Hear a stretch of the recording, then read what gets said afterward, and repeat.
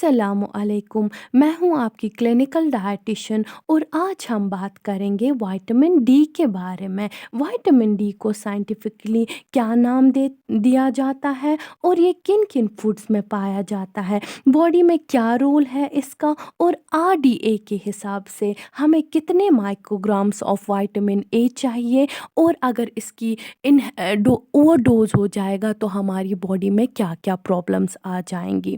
Vitamin D کو scientifically کیلسیفرول نام سے جانا جاتا ہے، اس کو سنشائن وائٹامن بھی بولتے ہیں، اس کو فیٹ سولبل وائٹامنس میں ہم لوگ کیٹیگورائز کرتے ہیں۔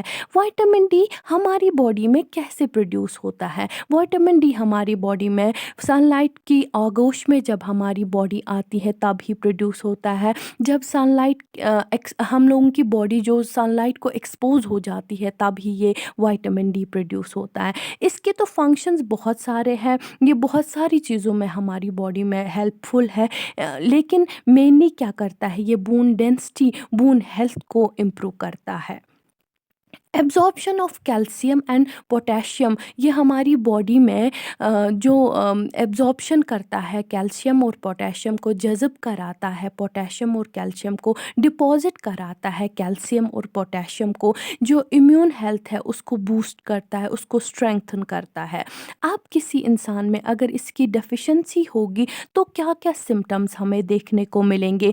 اس انسان کا جو بلڈ لیولز ہے وہ امبیلنس ہو جائیں گے، چلڈرنس میں رکٹس ہونے کے چانسز ہے، ان کی جو ٹانگیں ہیں وہ ٹیڑھی ہو جائیں گی، اوسٹوپورسز ہونے کے چانسز ہے، بونز میں چھوٹے چھوٹے چھید آ جاتے ہیں، مسل کرامپس آ جاتے ہیں، یا پریگننٹ لیڈیز میں گیسٹیشنل ڈائبٹیز دیکھنے کو ملتی ہے، یا گنجا پن، ہیئر لاس ہونے کے چانسز ہے۔ اب ہم دیکھیں گے یہ ہوتا کیسے ہے، کیوں ہو گیا ہے یہ اتنا زیادہ انہینس، کیوں ہماری بون کی جو ڈینسٹی ہے وہ دن بہ دن ڈیگریڈ ہوتی جا رہی ہے، کیونکہ ہمارا جو لائف سٹائل ہے وہ اسی حساب سے بن چکا ہے۔ ہم نے چار دیواری میں رہنا ہے، ہم نے وہی انوائرمنٹ اپنا سیٹ کیا ہوا ہے، ہمیں اسٹے انڈورز رہنا ہے، ہم نے پورا جو نوکٹورنل لائف سٹائل ہے وہ خود میں اڈاپٹ کرنا ہے۔ چاہے کورونا سے لے لو آپ لوگ، ہر کوئی چاہتا ہے کہ میں ورک فرام ہوم کروں۔ ورک فرام ہوم کا مطلب ہے گھر کے چار دیواری کے اندر رہنا، اور جب ہماری جو اسکن ہے وہ ایکسپوز ہو ہی نہیں جائے گی سن کو، دیٹ مینز ہم لوگ اس ڈیفیشنسی کے شکار ہو جائیں گے۔ چلو ہم دیکھتے ہیں کچھ فوڈز جس کو ہم لوگ اگر انہینس کریں گے اپنے ڈائٹ میں تو اس ڈیفیشنسی کو ہم لوگ ٹیکل کر پائیں گے۔ ملک پہلا ہی امپورٹنٹ فوڈ ہے جو اس ڈیفیشنسی کے لیے بہت ہی ضروری ہے۔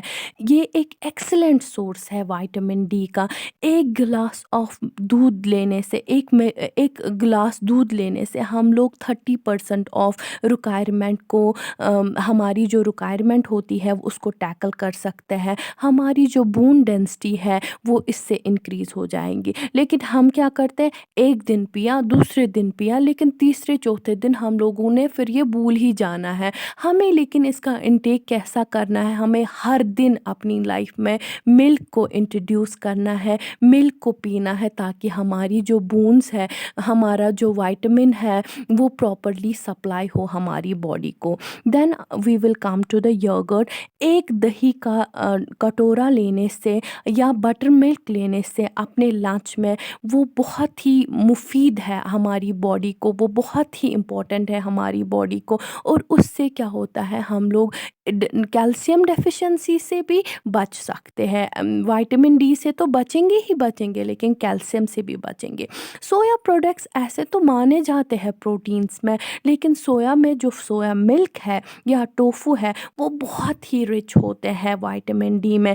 ان کا انٹیک کرنے سے بھی آپ اپنی باڈی کو بچا سکتے ہو اس ڈیفیشنسی سے۔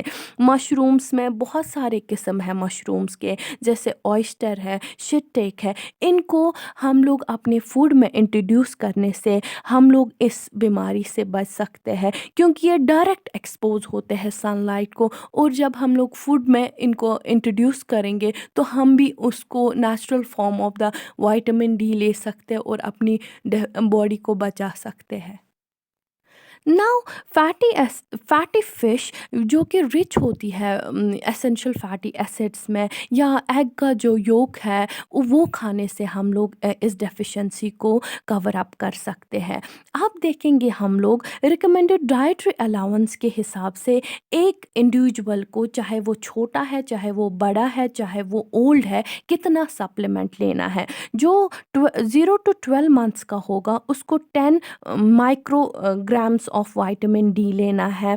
1 to 18 ईयर्स का होगा उसको 15 माइक्रोग्राम्स लेना है। जो 18 to 70 होगा उसको 20 माइक्रोग्राम्स को लेना है। लेकिन ध्यान रखना है जो भी हम लोग सप्लीमेंट ले रहे हैं, अगर इसका ओवरडोज हो गया तो किडनी स्टोन्स के भी खतरे हैं, गाल ब्लेडर स्टोन्स के भी खतरे हैं, हार्ट डिजीज़ होने के खतरे हैं, और बहुत सारी डिजेनरेटिव डिजीज़ेस होने के खतरे हैं।